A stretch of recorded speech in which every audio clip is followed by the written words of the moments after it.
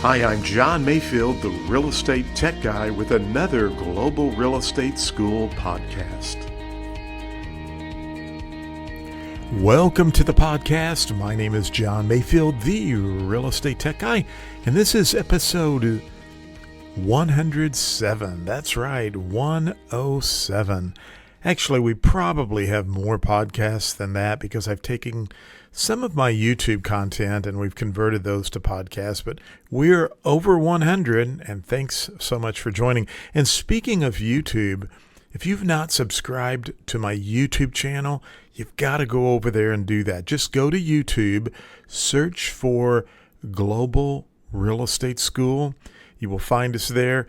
All of these podcasts go over there as well, but I'm doing a lot of video podcasts as well, or video blogs. I'll be doing one right after this, and I'm doing some 5-minute video tips, and we have some playlists and lots of really cool content. But go to YouTube, search for Global Real Estate School, and be sure and subscribe.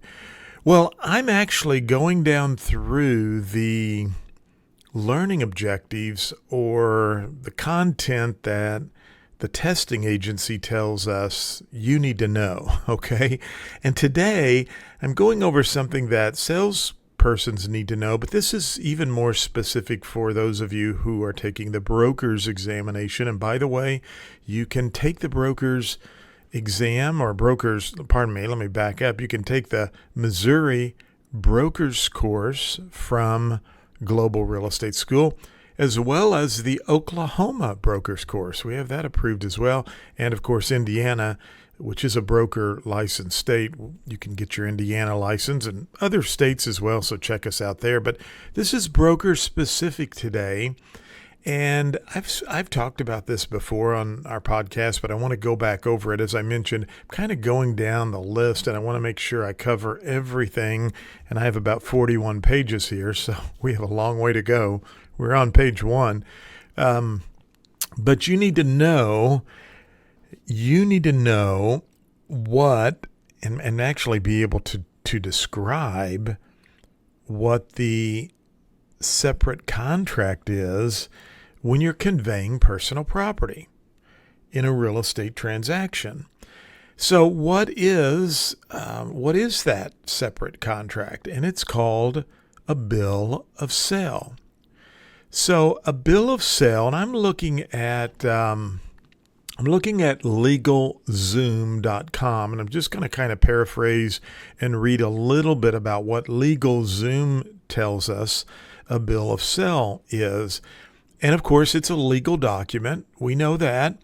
And it's designed to record the transfer of ownership of an asset to a second party in exchange for money. Now, here's how we know it for the real estate exam. If you have personal property that's going to be included in the sales transaction, you should use a bill of sale. You really don't want to include personal property on the sales contract. First of all, it can get a little bit messy as to the value. What is the actual value of those personal items that are being left? Second, if there is a loan involved, sometimes the appraiser will have to give those personal items a value. And that can sometimes affect the valuation, or the appraised valuation, which can affect the amount of money the borrower or buyer can obtain for a loan from the lender. Sometimes I've seen situations where the agent wrote in the contract that the riding lawnmower and the living room furniture and the patio furniture and all these personal property items, and they stuck it on the contract because there's a spot there for items that are included with the sale. And then the appraiser comes out and assigns some value of $4,000 or $5,000, and the home appraises out for less money, and the lender then is forced to say, sorry, but we can only loan this amount of money for your purchase. So the best way and the cleanest way to do that is to use a bill of sale.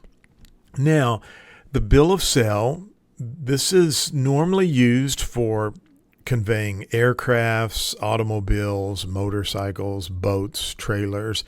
However, it should be used and is also used when personal property such as animals or furniture is being conveyed to a borrower. It's usually drafted by the seller, doesn't always have to be, but normally is drafted by the seller and should include all of the details of the transaction. And what does a bill of sale do? It protects both the buyer and the seller should there be a disagreement down the road. So keep in mind that anytime you convey personal property along with a real estate transaction, you want to make sure that you use a bill of sale, okay? And that will help clarify the value for those personal property items that are being conveyed from the seller to the buyer. And also it will leave it off the sales contract so that the appraisal doesn't get messed up and that your transaction that you hope is going to close does not run into a roadblock. Well, you know what? I actually cover a bill of sale in my digital flashcards that you can purchase from Global Real Estate School. And we've got some practice exams. We have other great content there. Check us out at globalrealestateschool.com. Be sure and go to YouTube. Find us there. Like our YouTube channel. We are on Instagram. We have a Facebook page. And by the way, I'd love for you to give us a 5-star review right here on iTunes and subscribe to this channel as well. Or if you're listening to us on Podbean or Spotify, thank you so much for the thumbs up and the kind words. Hey, I hope you will remember what a bill of sale is used for, and that when you get that first listing, if there are personal items that the seller wants to convey, you will leave those off the real estate sales contract and include them on a bill of sale. Thank you for listening to the podcast for Global Real Estate School. I'm John Mayfield, the Real Estate Tech Guy.